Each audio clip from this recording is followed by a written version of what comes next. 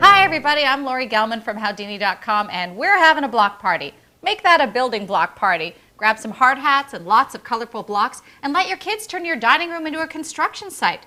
Just make sure they don't try to build with these blocks because these are the cakes. Now all we need is a little help from our friend Liv Hansen for the Betty Crocker Kitchens. Hey Liv. Hi Lori. I hear we're going to do some building, but where's your hard hat? No hat needed. Really? No. Okay. This is nice soft cake. Okay, but it looks fantastic. So we're going to make some building blocks, and you start with a 13 by 9 inch cake, and you want to make them level. So we're going to trim off the dome, and we can set that aside because we're not going to need it anymore. And then we're going to flip it over because this is the baked side and there's not as many crumbs on it, so when you go to frost it, it's going to be a lot easier. Okay. We're still going to crumb coat though, right? We are going to do a crumb coat. Okay. Now you're going to have blocks of different sizes, so what I recommend is cutting it into 3 equal size strips. And then, you know, some blocks are square, so you just can cut one of them in half. Okay. So Lori, if you pass me that plate, I'll show you how to do a crumb coat. You bet. Now we should mention that you chilled this cake after you baked it for about half an hour, right? Yeah, that'll firm up the cake, and that way you'll have less crumbs also. Okay. Okay. So now I'm just going to take some blue frosting and spread a nice thin layer on top, and it can extend over the sides a little bit. And why do you crumb coat anyway? A crumb coat is basically just a thin layer of frosting that seals in all of the crumbs, because if you went ahead and you have all these cut sides, they tend to crumb up a lot. So when you apply your frosting, you get crumbs in it.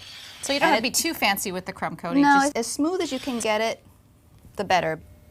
Well, I came in early this morning and I crumb coated one for you, so we can just swap. Thank you. Okay, so now we'll do our final coat. Great. Okay, so you These just... colors are so great that you have. Well, to get really vibrant colors, you can use gel colors. It's a more concentrated color than the liquid ones that you can get in the grocery store. Okay.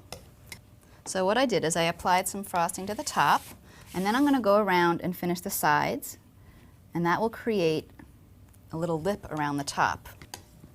Okay, so now this lip is formed. I'm just going to come in and scrape it off towards the center of the cake. You're using your offset spatula, but you can use a knife. So now we have to build the little connectors, and we're going to do it with marshmallows. Oh. Now, Second to cake, my favorite thing in the world.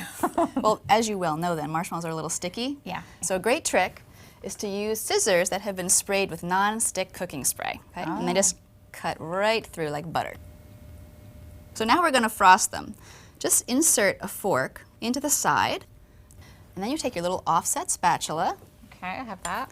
Put a little frosting on top, and then you go around the sides, and you just move the fork around as needed. And there's going to be a little spot that you don't get, but we'll fix that once we get on the cake. And then once you have it frosted, you just slip it onto the cake, and then you can just touch it up a little bit in the spots that you might have missed.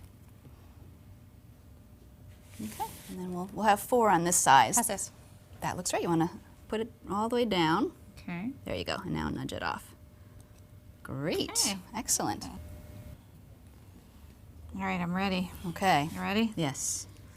Touch it down, and then push it off. Great. That really looks great. Are we going to put it on with the That's rest a of great them? idea. Okay. Okay. See how we do. So I just slip a big spatula underneath. Yeah. And then put it down.